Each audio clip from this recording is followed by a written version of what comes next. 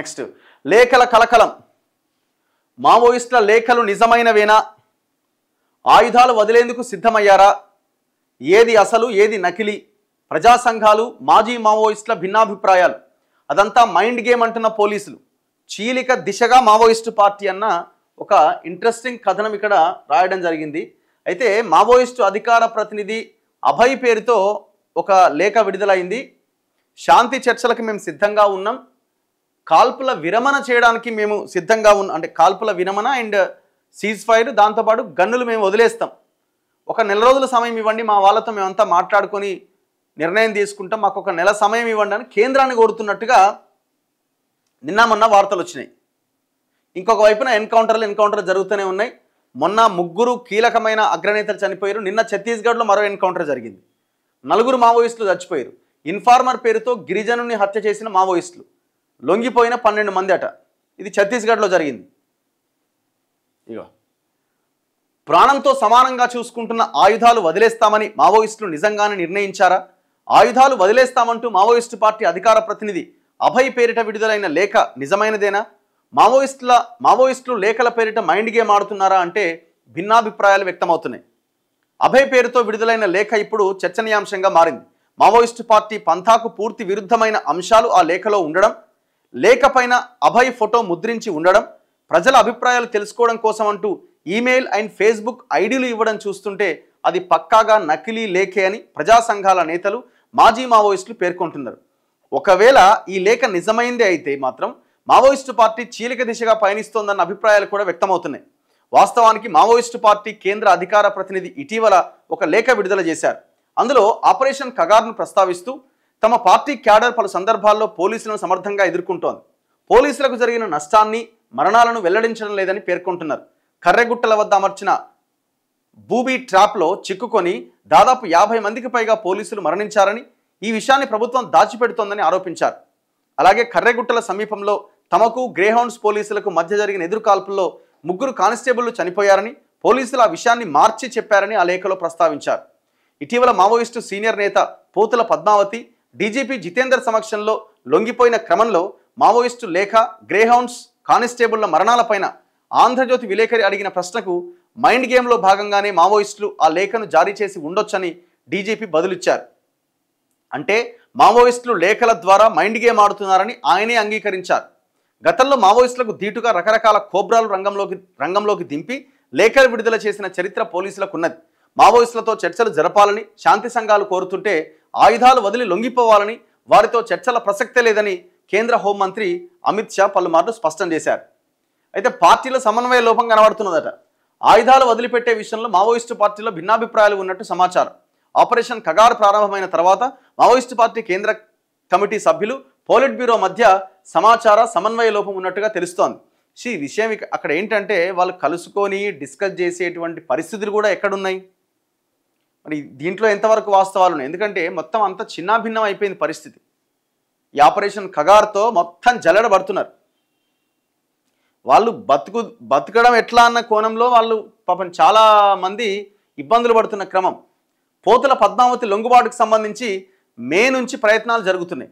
తాను లొంగిపోవాలి అనుకుంటున్న విషయాన్ని పద్మావతి మావోయిస్టు పార్టీ కేంద్ర కమిటీ సభ్యుడు పుల్లూరు ప్రసాదరావు ద్వారా కేంద్ర కమిటీ బాధ్యులకు, పోలిట్ బ్యూరోకు తెలియజేసింది.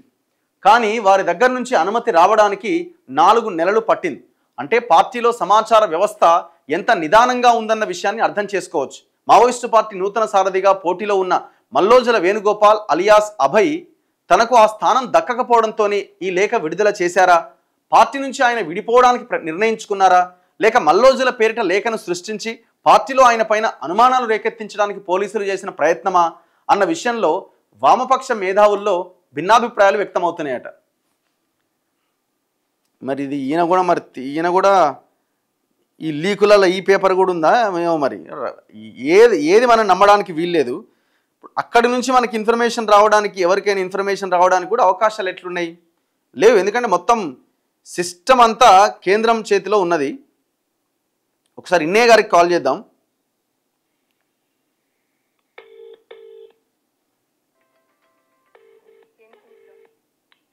హలో అన్న, నమస్తే. ఇప్పుడు ఈ ఆంధ్రజ్యోతిలో ఒక వార్త వచ్చింది. ఇప్పుడు ఈ మావోయిస్టుల లేఖలు, ఇప్పుడు అభయ్ పేరుతో ఒకటో రెండో లేఖలు, ఒక ఆడియో కూడా బయటకు వచ్చినట్టుంది. ఇవన్నీ నిజమా కాదా, మైండ్ గేమా అన్న ఒక చర్చ ఒకటి స్టార్ట్ అయింది. అండ్ దాంతో పాటే ఏమంటున్నారంటే ఈ మావోయిస్టుల పార్టీలో కూడా ఒక చీలిక దిశగా పోతున్నది అన్నది ఇంకొక చర్చ స్టార్ట్ చేసిరు. అంటే ఇది మేధావులు అంటే మీలాంటి వాళ్ళు శాంతి చర్చలు అని అంటున్నారు కదా, అంటే వీటిలో నమ్మడానికి ఉన్న అంశాలు ఏమున్నాయో? అంటే ఇప్పుడు ఈ లేఖలు ఏదైతే వస్తున్నాయి కదా, మొన్న నైట్ అటువంటి లేఖలు నేను కూడా చూసా. అబ్బాయి పేరుతోటి ఏదైతే పార్టీ అదే చర్చలని కొనసాగించాలి, సాయుధ పోరాట తాత్కాలిక విరమణ అనే తోటి వచ్చినది చూస్తా నేను. దాని తర్వాత నిన్న ఈవినింగ్ కి ఒక ఆడియో వచ్చింది. ఆడియో ఒకటి వచ్చింది.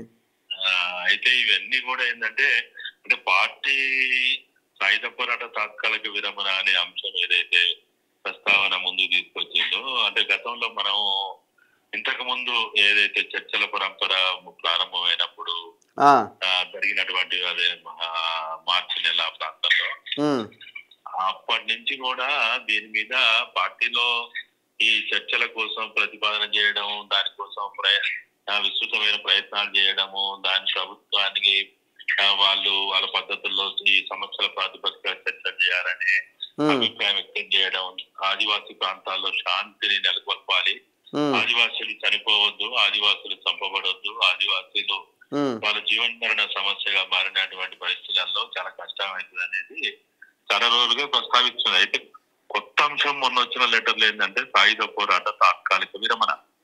అయితే ఈ సాయుధ పోరాట తాత్కాలిక విరమణ అనేది వాస్తవంగా చెప్పాలంటే ఈ జనరేషన్ తెలియకపోవచ్చు, కానీ ఇది 1977లోనే అప్పుడున్నటువంటి ఇప్పటి మావోయిస్ట్ పార్టీ రెండు దశల్లో రూపాంతరం చెందింది. ఫస్ట్ ఇది కేఎస్ గ్రూప్ గా పిలువబడింది 70 ఏళ్ళలో. సిపిఐఎంఎల్ కేఎస్ గ్రూప్ అనేది 77 ప్రాంతాలు. అప్పుడు కూడా సాయుధ పోరాట తాత్కాలిక విరమణ అనేది జనతా ప్రభుత్వం ఎమర్జెన్సీ అయిపోయి జనతా ప్రభుత్వం వచ్చినప్పుడు సాయుధ పోరాట తాత్కాలిక విరమణ స్టేట్మెంట్ రావడం, దాని పరంపరలో ప్రజా సంఘాల నిర్మాణం జరగడం, ఇవన్నీ అప్పుడు చూస్తాం. దాని తర్వాత కేఎస్ గ్రూప్ పీపుల్స్ వార్ అయింది, తర్వాత పీపుల్స్ వార్ మావోయిస్ట్ పార్టీ అయింది, ఇంకా కొన్ని పార్టీల కలయికతోటి. అయితే ఈ సాయుధ పోరాట తాత్కాలిక విరమణ అనేది ఏదైతే వస్తున్నటువంటి స్టేట్మెంట్ ఉందో అది ఈ కొత్తది ఏం కాదనేదే. అంటే ఇప్పుడు లీకేం కాదు, వాస్తవమైన అనుకోవచ్చా? అంటే వాస్తవం అనుకోవడానికి కూడా అవకాశాలు ఉన్నాయని అనిపిస్తున్నది. ఎందుకంటే సాయుధ పోరాట తాత్కాలిక దాంట్లో ఏం రాసిండు వాళ్ళు, సాయుధ పోరాట తాత్కాలిక విరమణ, సాయుధ పోరాట విరమణ వేరు, సాయుధ పోరాట తాత్కాలిక విరమణ వేరు, సరెండర్ వేరు. సరెండర్ అంటేనేమో వేరు. సరెండర్ ఎప్పుడు జరిగిందంటే సిపిఐ నాయకత్వంలో తెలంగాణ ఆర్మ్స్ స్ట్రగుల్ అంటాం కదా, నిన్న జరిగిన ఇది విమోచన విద్రోహ అది 1950లో సిపిఐ నాయకత్వంలో నల్లమల ఏరియాలో అప్పుడు సాయుధ పోరాట విరమణ, అది విరమణ. విరమణ వేరు, తాత్కాలిక విరమణ వేరు.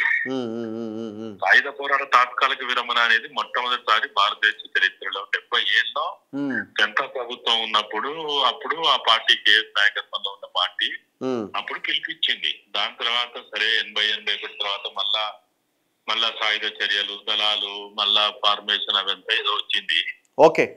అయితే ఇప్పుడు ఈ లెటరు వాళ్ళు అడిగే మొత్తంలో నేను చూసిన దానికి లెటర్ లో అప్పటి ప్రస్తావనకి ఇప్పటి ప్రస్తావనకి పెద్ద తేడా ఉందనో, ఇదేదో మొత్తంగానే పార్టీలో చీలికనో లేకపోతే ఆడియో విన్నరా? నేను వినలేదు యాక్చువల్ గా. ఆడియోలో ఏమన్నాడు ఆయన? విన్నా, ఆయన హిందీలో మాట్లాడిన సేమ్ హిందీ లెటర్. ఇప్పుడు లెటర్లు రెండు, ఒకటి హిందీలో వచ్చింది, రెండు తెలుగులో వచ్చింది. ఆయన మాట్లాడిన ఆడియో మొత్తం హిందీలో మాట్లాడిన మాటలు ఆయన మాటలు అనేది అందరు కూడా అంటే ఆయనకు పనిచేసిన వాళ్ళు చెప్తారు కదా ఆడియో ఆయనదా కాదా అన్నది. ఆయన ఆ మాటలు, ఆ భాష, ఆ వ్యక్తీకరణ, ఆ ప్రొనౌన్సియేషన్ మొత్తం డౌట్ లేదు ఆయనదే. అంటే ఇప్పుడున్న పరిస్థితులు ఏంటంటే చాలా రకాల టెక్నాలజీ పెరిగింది కాబట్టి ఏమో ఆయన మాటల్లోనే ఆయన యాస ప్రాంతంలోనే మాట్లాడించేదాన్ని కూడా కొంతమంది కొన్ని అనుమానాలు ఉన్నట్టుగా కనపడుతున్నది. ఓకే ఓకే చాలా మంది చెప్పేది ఏంటంటే కాదు, అది ఆయన ప్రొనౌన్సియేషన్ ఆయనదే. అంటే ఆయన మాట్లాడే ధోరణిలో కొన్నిసార్లు హై టోను, కొన్నిసార్లు లో టోను, కొన్నిసార్లు మిడిల్ టోను, ఈ బాగా ఉపయోగించే వ్యక్తీకరణ అంటాం కదా భాష వ్యక్తీకరణ, అది మొత్తంగా కూడా అది ఆయనదే, డౌట్ లేదు, డౌట్ కూడా అవసరం లేదని. అంటే ఇప్పుడు రకరకాలుగా వినిపిస్తుంది. ఇప్పుడు ఇలా పేపర్లో రాసిర్రు మావోయిస్ట్ పార్టీలో సమన్వయ లోపం ఉంది, చీలిక వచ్చే అవకాశం ఉందని రకరకాలుగా రాసిర్రు. మరి ఇది అది మనకి ఇప్పుడు సమన్వయ లోపం ఉందనేది ఆయన రాసిన 2 పేజీల ఆయన ఒక అభయ్ పేరుతోటి ఒక స్పోక్స్ పర్సన్ గా రాసిన లెటర్, 2 పేజీల లెటర్ లో కూడా మా మధ్య సమన్వయ లోపం ఉంది. సమన్వయ లోపం అంటే కాంటాక్ట్ కావడానికి అవకాశం లేకుండా ఉంది. తీవ్రమైన నిర్బంధం కావచ్చు, నిరంతరం జరుగుతున్న దాడులు కావచ్చు, లేకపోతే నిరంతరం జరుగుతున్న చుట్టుముట్టి కాల్చివేతలు కావచ్చు, వీటి వల్ల మా మధ్య సమస్య ఉందని ఆయనే ఆ లెటర్ లో ప్రస్తావించింది కదా. అవును అవును. కాబట్టి అది వాస్తవమైన సమన్వయ లోపం. అంటే సమన్వయం అంటే మీరు అంటుంది ఒక పాజిటివ్ లైన్ లో ఆపరేషన్ కగారు, దాంట్లో ఎక్కడెక్కడ చెల్లా చెదరయ్యారు కాబట్టి సమాచార వ్యవస్థ అనేది లేకుండా పోయింది అన్నది ఒక భాగం. అది కాదు, ఇప్పుడు ఈయనకి అధ్యక్ష పదవా లేకపోతే ఏంది కార్యదర్శి ఏదో పదవి రాలేదని కోణంలో ఆయన బయట పెట్టిండని, లేకపోతే వాళ్ళకి వీళ్ళకి పడతలేదని, నాయకుల మధ్య గొడవలు ఉన్నాయన్న నెగిటివ్ కోణం ఒకటి కనబడుతున్నది. నాకు నా అవగాహన మేరకు, అంటే ఒకప్పుడు కేఎస్ గ్రూప్, నేను కేఎస్ గ్రూప్ ఉన్నప్పటి నుంచి 79 నుంచి నేను ఆ పార్టీ ఆ రాజకీయాలతోటి ఉన్నా కాబట్టి నాకు ఉన్న 77, 78, 79 ప్రత్యక్షంగా నేను పాల్గొంది 79 అయినప్పటికీ నాకు 75 నుంచే నాకు కొంత అవగాహన ఉంది కాబట్టి, నా అధ్యయనం కూడా ఉంది కాబట్టి, నా అధ్యయనం ప్రకారము, నా అవగాహన ప్రకారము ఇప్పుడు వచ్చినటువంటి లేఖల పరంపర ఏదైతే కొనసాగుతా ఉందో, మీడియాలో వస్తున్న కథనాలు, విశ్లేషణలు అన్ని కూడా పార్టీలో చీలిక వైపు ఉన్నదని, లేకపోతే చీలిక ఆల్రెడీ అయిపోయిందని, లేకపోతే వాళ్ళ మధ్య అంతర్గత వైరుధ్యాలు ఉన్నాయని, లేకపోతే మీరు అన్నట్టు ఆయనకి దేవుజీకి సెక్రటరీ ఇస్తే ఈయన శాస్త్రస్తుడు కాబట్టి ఈయన దాన్ని అంగీకరించక, యాక్సెప్ట్ చేయక ఈయనేదో ఈ ప్రస్తావన చేస్తుంది అనేది ఏదైతే జరుగుతున్న చర్చని కూడా చూస్తా ఉన్న వివిధ మీడియా ఛానళ్లలో,